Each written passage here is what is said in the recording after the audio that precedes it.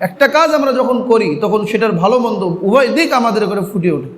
একটা মানুষ যখন ব্যভিচার করে, একটা মানুষ যখন মানুষের টাকা ছিনতাই করে, তখনও তার বিবেকে বাধে আমি এই কাজটা খারাপ করতেছি, কিন্তু জেনে বুঝে সেই কাজের অপরাধে লিপ্ত হয়। তো আল্লাহ তাআলা আমাদেরকে যদি ভালো কাজে রাখেন, যদি আমি ভালো কাজ করতে পারতেছি তাহলে শুকরিয়ার বিষয়, আর এটাকে আরও বেশি বেশি কাজে লাগানো।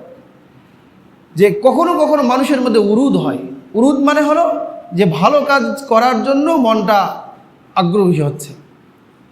এখন বসে আছি তো মনটা চাচ্ছে একটু কোরআন শরীফ পড়ি, এখন মসজিদে বসে আছি, মঞ্চে বসে না থেকে আমি 2 রাকাত নামাজ পড়ি। এটা হলো উরুদ, মানে আল্লাহ তাআলার পক্ষ থেকে একটা ভালো নির্দেশ। তো এটাকে স্বাগতম জানানো, এটাকে কাজে লাগানো। তো যদি আমি এটাকে কাজে লাগাই তো আল্লাহ তাআলা এই উরুদ আরও দিবেন, তার মানে আরও ভালো ভালো নেক কাজ করার তৌফিক দিবেন। আর এটাকে যদি আমরা কাজে না লাগাই, অলস হয়ে বসে থাকি, তাহলে এটা আর থাকবে না, এটা আসবে না।